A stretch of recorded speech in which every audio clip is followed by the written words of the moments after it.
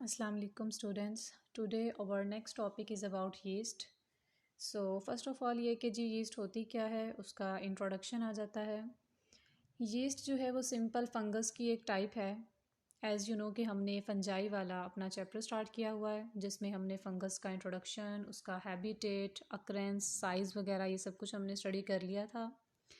अब जो है हमारा टॉपिक यीस्ट है, तो यीस्ट जो है वो फंजाई की ही एक टाइप है।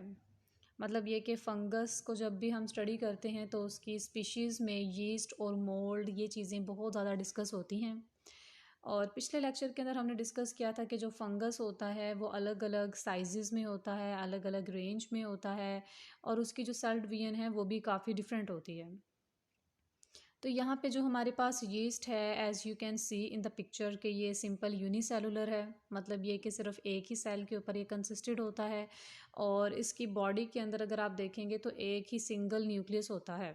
डेफिनेटली अगर ये यूनिसेलुलर है तो इसके अंदर न्यूक्लियस भी सिंगल ही होगा। दूसरा ये है कि ये अगर आप इसका साइज़ जो है वो देखें तो यीस्ट जो है बैक्टीरिया के मुकाबले में थोड़ा सा बड़ा होता है। एज़ यू नो कि वायरस तो बहुत ही ज़्यादा स्मॉलर होता है कि नॉर्मल जो है वो हम उसको देख भी नहीं सकते हैं नेकेड आई से।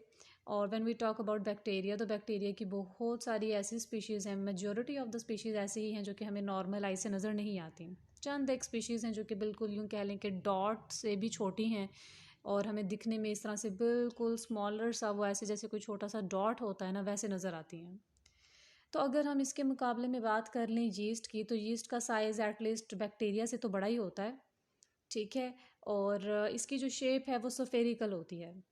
मतलब ये कि जैसे एग शेप होता है, लाइट एलिप्टिकल सफेरिकल शेप होती है, as you can see in the picture के इसके आपको कैसे से साइजेस नज़र आ रहे हैं, कैसी सी शेप बनी हुई है।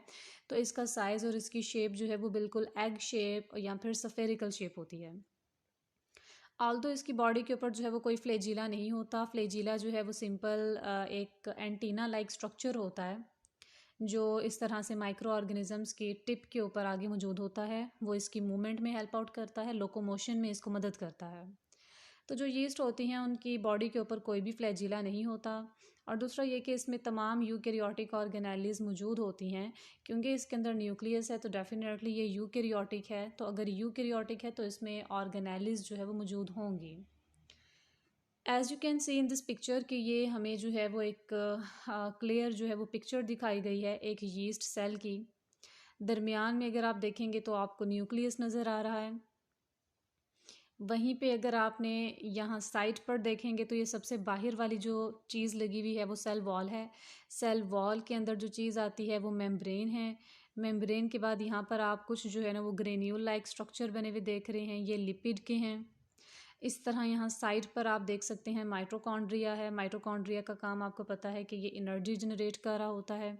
उसके बाद ये नीचे जो ग्रीन कलर का आपको नज़र आ रहा है ये वैक्यूल है। वैक्यूल का काम स्टोरेज का होता है, जितना भी फूड मटेरियल है उसको स्टोर करके जो है ये रखता है। देन आपको नीचे कुछ फॉस्फेट के भी ग्रेन्यूल्स नज़र आ रहे हैं जो कि बेसिकली वही एनर्जी जनरेशन वगैरह कर रहे होते हैं। लिपिड और फॉस्फेट वगैरह इसको एनर्जी देते हैं। Then you can see here a bird scar. Bird scar से मुराद सिर्फ ये है कि ये एक सिंपल सी छोटी सी ऐसी जगह बनी हुई है, एक ऐसा निशान है यहाँ पे जहाँ से बर्ड जो है वो ग्रो कर सकता है। आपको पता है जितने भी ऑर्गेनिजम्स हैं, whether it is micro organism, multi cellular, unicellular, उसका कोई ना कोई वे तो होता ही है जिससे उसने आगे रिप्रोड्यूस करना है, अपनी आप को आगे रिजनरेट करना है। तो ये बर्ड स्कार सिंपली जो है ना इस चीज़ की इलामत है, रिकॉग्नाइजेशन है कि यहाँ से जो हमारी यीस्ट है वो ग्रो करती है और नेक्स्ट अपनी जो फर्दर जनरेशन होती है वो बना लेती है। सो इट मीन्स कि इस पिक्चर से हमें ये बात क्लियर हुई कि सिंपल आपने जितने भी कैरेक्टर्स अभी स्टडी किए इंट्रोडक्शन में वो तमाम हमें यहाँ पे नज़र आ रहे हैं कि यीस्ट है, सिंगल सेल पे कंसिस्टेड है, सिंगल न्यूक्लियस नज़र आ रहा है। शेप आपको इसकी सफेरिकल एग लाइक थोड़ी सी लग रही है, यूकैरियोटिक है तो तभी इसके अंदर आपको बाकी ऑर्गेनेलिज भी नज़र आ रही हैं। और दूसरा ये कि ये सिंपल जो है फंगस की ही एक टाइप है। Then come the size. Fungus का जो साइज़ है हमने पीछे पढ़ा कि वो डिपेंड करता होता है स्पीशी के ऊपर और डिफरेंट होता है, मतलब बहुत ज़्यादा वेरिएशन है, डाइवर्सिटी है। So same goes with the yeast. Yeast भी ऐसे ही है, इसका भी जो साइज़ है वो कोई हम स्पेसिफाई नहीं कर सकते। ये भी डिपेंड करता है कि हमने यीस्ट की कौन सी टाइप देखी है। यीस्ट ऐसा नहीं है कि यीस्ट कोई बहुत छोटी सी जो है वो एक स्पीशी है। यीस्ट एक बहुत बड़ा जो है यहाँ पर एक यूँ कह लें कि एक पूरी क्लास है, इसके अंदर बहुत सारी इसकी स्पीशीज़ हैं। तो ऑलमोस्ट अगर हम बात करें तो यीस्ट के अंदर 1500 स्पीशीज़ आती हैं। तो मतलब ऐसा नहीं है कि यीस्ट से मुराद हम सिर्फ किसी एक चीज़ की बात कर रहे हैं। यीस्ट तो एक बहुत बड़ी यहाँ पे क्लास है फंगस की, और इसके अंदर मज़ीद बहुत सारी स्पीशीज़ हैं। मतलब इतनी ज़्यादा डाइवर्सिटी है इसकी, इतनी सारी टाइप्स हैं कि आप इसको एक स्पेसिफिक चीज़ पे लेबल नहीं कर सकते कि इसकी जो है ना वो ये वाली शेप है या ये वाला साइज़ है या इतने ये डायामीटर की होगी। बट ऑल तो अगर हम इसकी जनरलाइजेशन कर लें तो ज़्यादातर जो इसकी डायामीटर का साइज़ होता है वो 3 to 4 माइक्रोमीटर। मतलब ये कि जो आपको पिक्चर के अंदर आपको साइज़ नज़र आ रहा है, अगर आप इसको जनरलाइज करें तो जो यीस्ट का साइज़ होता है वो 3 to 4 माइक्रोमीटर होता है। और कुछ ऐसे भी हैं जो कि थोड़ी सी काफ़ी जो है वो बड़ी हो जाती हैं, और अगर हम देखें तो मैक्सिमम साइज़ इसका जो है वो 40 माइक्रोमीटर तक जा सकता है। तो ये इसका जो है ना मैक्सिमम इनफ साइज़ है। Then comes the importance. Yeast की इम्पॉर्टेंस बहुत ज़्यादा है। अगर हम बात करें फंगस वाले ग्रुप की तो इसमें हम देखें यीस्ट वाहिद ऐसी चीज़ है जो कि बहुत ज़्यादा इम्पॉर्टेंस है इकोनॉमिकली भी, और हमने इसके बहुत सारे प्रोडक्ट्स बना रखे हैं क्योंकि बहुत सारी जगहों पे ये यूज़ हो रहा है। जिसमें सबसे पहली चीज़ जो है वो फर्मेंटेशन है। फर्मेंटेशन जो है वो एक सादा सा प्रोसेस होता है जिसमें हमने माइक्रो ऑर्गेनिज़म्स को यूज़ करके कार्बोहाइड्रेट से मुख्तलिफ़ किस्म के दूसरे प्रोडक्ट बनाने होते हैं। ठीक है, जब भी हमने बात करनी होती है ना फर्मेंटेशन की, तो दो ही चीज़ें यूज़ होती हैं। या तो बैक्टीरिया यूज़ हो रहा होता है या फिर हमने यीस्ट यूज़ करनी होती है। तो इट मीन्स कि यीस्ट के ज़रिए से हम फर्मेंटेशन कर रहे हैं। और फर्मेंटेशन कौन सी वाली? एनारोबिक रिस्पायरेशन के थ्रू।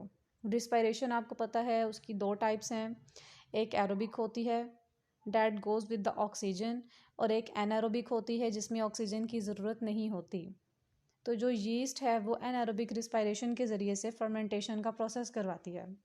फर्मेंटेशन में सिंपली क्या होता है, जो भी शुगर वाला मटेरियल होता है, लेट्स से कार्बोहाइड्रेट वगैरह, उसे हम कन्वर्ट कर लेते हैं दूसरे प्रोडक्ट में on the basis of the demands and needs of our requirement. जितना भी हमें चाहिए, जो भी हमारी रिक्वायरमेंट है उसके अकॉर्डिंगली हम कार्बोहाइड्रेट को कन्वर्ट कर लेते हैं इथानॉल में, अल्कोहल में, कार्बन डाइऑक्साइड, ये इसके साइड प्रोडक्ट होते हैं। तो ये प्रोसेस बड़ा इंपॉर्टेंट है क्योंकि हमारी जितनी भी इंडस्ट्री है जो कि वाइन है, बियर और ब्रेड मेकिंग वगैरह, वहाँ पे फर्मेंटेशन बहुत ज़्यादा इस्तेमाल होती है। आपने कहीं ना कहीं मैट्रिक लेवल पे भी इसको स्टडी किया होगा कि हमारी इंडस्ट्री लेवल में जो वाइन बन रही है, बियर बन रही है, ठीक है, या फिर ब्रेड बनाते हुए हम यीस्ट को बहुत ज़्यादा यूज़ करते हैं। एज़ यू नो कि ये जो पिज़्ज़ा डो होती है या फिर जब ब्रेड बनती है, केक वगैरह बनते हैं, तो वो जो इनका स्पंज होता है बहुत ज़्यादा फ्लफ़ी होता है, बहुत ज़्यादा सॉफ्ट होता है। तो उसको सॉफ्ट करने के लिए, फ्लफ़ी करने के लिए हम बीच में एक यीस्ट पाउडर ऐड करते हैं। जैसे नॉर्मली आप उर्दू में कहते हैं कि ख़मीर है ये, ठीक है, वो ख़मीर का जो पाउडर होता है वो असल में यीस्ट ही होती है। क्योंकि यीस्ट को जैसे वो हम पानी के अंदर डिज़ोल्व करके या उसको आप डायरेक्ट इस तरह से बीच में यूज़ करते हैं तो वो उस चीज़ को बहुत ज़्यादा फ्लफ़ी और फर्मेंट कर देती है। तो इट मीन्स कि यीस्ट हमारी फूड इंडस्ट्री के अंदर, बियर और वाइन इंडस्ट्री में, ब्रेड मेकिंग में बहुत ज़्यादा यूज़ हो रही है क्योंकि सिंपल हम इससे क्या कर रहे हैं, फर्मेंटेशन करके कार्बोहाइड्रेट को कन्वर्ट करके इसके दूसरे फर्दर प्रोडक्ट्स बना रहे हैं। जिसमें यहाँ पर जी यीस्ट की एक स्पीशी का नाम लिखा हुआ है, सैक्रोमाइसिस सेरेविसाई। ये वाली जो है सबसे ज़्यादा बेस्ट रहती है यही ब्रेड मेकिंग के अंदर और अल्कोहल वगैरह बनाने में। इट मीन्स कि जब हम बात करते हैं अपनी फूड इंडस्ट्री या फिर यीस्ट की, तो हमने फूड इंडस्ट्री के अंदर या फिर ये बियर और वाइन बनाने के लिए यीस्ट में सैक्रोमाइसिस सेरेविसाई का ज़्यादा यूज़ करना होता है। ये इसका पहला इस्तेमाल था कि यीस्ट जो है वो फर्मेंटेशन में कैसे यूज़ हो रही है। दूसरा जो है वो आ जाता है रिसर्च में। डेफ़िनेटली इसमें कोई इतनी ज़्यादा डिफ़िकल्ट बात नहीं है। हमने जो भी चीज़ साइंस में या बायो में स्टडी करनी होती है वो रिसर्च में तो ज़रूर ही यूज़ होती है। ठीक, तो ये एक बड़ा ऑब्वियस सा पॉइंट है कि यीस्ट जो है उसको रिसर्च में भी यूज़ किया जाता है। वो इसीलिए है क्योंकि एक तो इसकी जो स्ट्रक्चर है, इसका जो इसके सेल के अंदर इसकी कंपोजिशन है वो बड़ी ईजी टू डील है, और हम यूकैरियोटिक माइक्रो ऑर्गेनिज़म्स को रिसर्च में बहुत ज़्यादा इंपॉर्टेंस देते हैं उसकी ऑर्गेनेलिस को और इस तरह से उसकी रिजनरेशन को स्टडी करने के लिए। तो ये बड़ा एक ऑब्वियस सा पॉइंट है कि जो भी चीज़ है उसको हम रिसर्च में तो ज़रूर ही यूज़ करते हैं। पहला फर्मेंटेशन हो गया, दूसरा रिसर्च हो गया, तीसरा हमारे पास जो है ना यहाँ पर इन्होंने इसकी एक स्पीशी का नेम लिखा हुआ है, डेट इज़ कैंडिडा एल्बिकन्स। बिल्कुल वैसे जैसे ऊपर उन्होंने यीस्ट का एक और नाम डिस्कस किया है, तो ये जो कैंडिडा एल्बिकन्स है ये भी यीस्ट की ही एक स्पीशी है। लेकिन क्या है, ये पैथोजेनिक है। आपको पता है जो भी पैथोजेनिक होते हैं, तमाम ऑर्गेनिजम्स जो पैथोजेनिक हैं ये वो होते हैं जो डिजीज़ काज करते हैं, इन्फेक्शन फैलाते हैं। इट मीन्स कि यीस्ट के फ़ायदे तो हैं लेकिन यीस्ट के साइड इफ़ेक्ट्स भी हैं। बिल्कुल ऐसे जैसे एक चीज़ है उसको पॉजिटिव वे में भी यूज़ किया जा सकता है, नेगेटिव वे में भी। So same goes with the yeast. Yeast की बहुत सारी स्पीशीज़ ऐसी हैं जिनको हम पॉजिटिव वे में और अपनी इकोनॉमिकली सोशली बेटरमेंट के लिए इस्तेमाल कर रहे हैं, अपनी फूड इंडस्ट्री में यूज़ कर रहे हैं, रिसर्च में यूज़ कर रहे हैं। लेकिन ये कि यीस्ट की एक ऐसी कैटेगरी भी मौजूद है जो कि इंसानों के अंदर डिजीज़ काज कर रही है, जिसमें कॉमन एग्जांपल कैंडिडा एल्बिकन्स है। ये नॉर्मली जो है वो हमारी स्किन बैरियर के ऊपर ही मौजूद होती है, इन्वायरमेंट से किसी तरह से हमारी बॉडी पे आ जाती है और हमारी म्यूकस मेम्ब्रेन के अंदर चली जाती है और उसके बाद जो है ना वहाँ पर जाकर इन्फेक्शंस वगैरह फैलाती है, अलग अलग तरह की डिजीज़ करवाती है। देन आ जाता है हमारे पास इसका फोर्थ यूज़ जो कि है biofuel industry. As you know कि बैक्टीरिया और यीस्ट जो है वो इलेक्ट्रिसिटी जनरेट कर रहे हैं, हम उसको कन्वर्जन के लिए इस्तेमाल कर रहे हैं। इसका मतलब है कि अगर हम कार्बोहाइड्रेट से इथानॉल बना सकते हैं, हम कार्बन डाइऑक्साइड जनरेट कर रहे हैं, तो हम इसको किसी दूसरे फ्यूल के लिए भी यूज़ कर सकते हैं। तो इसीलिए हमने जो है ना ये एक बड़ी एक अमेजिंग बात हो गई है कि यीस्ट के ज़रिए से बिजली भी बनाई जा रही है।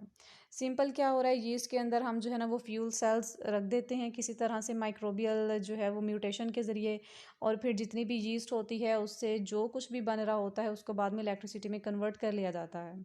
ठीक है, जैसे कि इसके अंदर भी इन्होंने इथानॉल की एग्जांपल दी है, because ethanol is very important when we talk about solvents and biofuel, क्योंकि इथानॉल आगे बहुत सारे डिफरेंट वेज में हमारी जो है ना वो इन्वायरमेंट में यूज़ हो रहा है। तो इट मीन्स कि हम इसको बायोफ्यूल के तौर पे भी इस्तेमाल करते हैं, क्योंकि हम bio it means living organisms को यूज़ करते हुए डिफरेंट काइंड ऑफ फ्यूल्स जो है ना उसको जनरेट कर रहे हैं। देन आ जाता है इसका फिफ्थ यूज़, डेट इज़ है स्पॉयलेज ऑफ वाइन। ये चीज़ भी हमने पीछे डिस्कस कर ली कि हम वाइन बनाने के अंदर जो है इसको यूज़ करते हैं, लेकिन स्पॉयलेज का क्या मतलब होता है? जब हम नॉर्मली लैंग्वेज में बात करते हैं ना तो स्पॉयलेज का मतलब होता है किसी चीज़ का ख़राब हो जाना। लेकिन यहाँ पर इसका मतलब ये है कि आपको पता है जो वाइन होती हैं या इस तरह के जितने भी जूसेस वगैरह होते हैं इनका एक स्पेसिफिक टेस्ट होता है।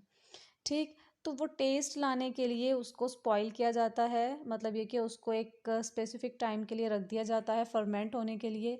उसके बाद उसका वो टेस्ट और वो टेक्सचर और फ्लेवर वगैरह जो है वो बनता है। इसके अंदर भी ऐसी है, एक इसकी कैटेगरी है, स्पीशी का नेम इन्होंने लिखा हुआ है ज़ाइगोसैक्रोमाइसीस। इसी तरह एक दूसरी भी है ब्रिटानोमाइसीस। ये दोनों जो इसकी स्पीशीज़ हैं वो इस्तेमाल होती हैं वाइन के अंदर। जब वाइन बनाया जाता है तो ये वाली दोनों स्पीशीज़ स्पेसिफिकली यूज़ होती हैं। ये यीस्ट की ग्रोथ करवाती हैं इनके अंदर और उनको स्पॉइल करती हैं। स्पॉइलिश के नतीजे में with the passage of time इनका जो टेस्ट और फ्लेवर वगैरह है वो बहुत ज़्यादा बेटर हो जाता है। देन आ गया इसका six use, that is spoilage of food. Definitely जैसे हम वाइन को स्पॉइल कर रहे हैं वैसे हम फूड को भी कर सकते हैं, क्योंकि जो यीस्ट है उसके अंदर एबिलिटीज़ होती है कि वो इतनी लो पीएच पे भी ग्रो कर सकती है, 5 से भी नीचे, मतलब इतनी ज़्यादा एसिडिक एनवायरनमेंट के अंदर भी ये इजीली ग्रो कर लेती है। तो इसीलिए हम क्या करते हैं, प्रिजर्वेटिव्स बनाने के लिए, ऑर्गेनिक एसिड्स बनाने के लिए ये बहुत अच्छा सोर्स रहता है। डेफिनेटली अगर ये बहुत लो पीएच पे भी ग्रो कर रही है तो इट मीन्स जितनी भी एसिड वाली चीज़ें हैं, जितनी भी ऐसी चीज़ें हैं जिनकी पीएच बहुत लो होती है उनको हम बहुत आसानी से प्रिपेयर कर लेते हैं। लेकिन फिर इसका एक ये साइड इफ़ेक्ट भी है, वो इसलिए क्योंकि स्पॉयलेज ऑफ फूड के अंदर जो भी हमारा फूड मटेरियल है वो आहिस्ता आहिस्ता बहुत जल्दी स्पॉइल होने लग जाता है। As you can see in the picture के ये स्ट्रॉबेरीज बनी हुई हैं, ठीक है, जिनके ऊपर यीस्ट ग्रो किया हुआ है। वो यही क्योंकि स्ट्रॉबेरीज की जो पीएच होती है वो लो होती है, एसिडिक होता है ये वाला जो फ्रूट होता है। तो इसके अंदर जो यीस्ट है ना वो ग्रो करने के चांसेस बहुत ज़्यादा होते हैं। जैसे कि मिथाइलिन ब्लू जो है ना ये एक इसका सिंपल टेस्ट होता है, वो हम ये चेक करने के लिए देखते हैं कि वेदर जो यहाँ पर हमारे पास मौजूद है ये यीस्ट है या फिर कुछ और है। तो तमाम वो फ्रूट्स वगैरह जिनका टेस्ट थोड़ा सा खट्टा होता है उनकी पीएच थोड़ी लो होती है, तो यही वजह है कि वहाँ पर यीस्ट के ग्रो करने के जो चांसेस हैं वो बढ़ जाते हैं। So that's all about for today. Yeast का टॉपिक था ये हमारा, जिसमें हमने उसका इंट्रोडक्शन पढ़ा, उसका स्ट्रक्चर डिस्कस किया। देन हमने जो है नीचे आकर यहाँ पर उसके साइज़ को और फिर उसकी इम्पोर्टेंस को डिस्कस किया। ओके जी, अल्लाह हाफ़िज़।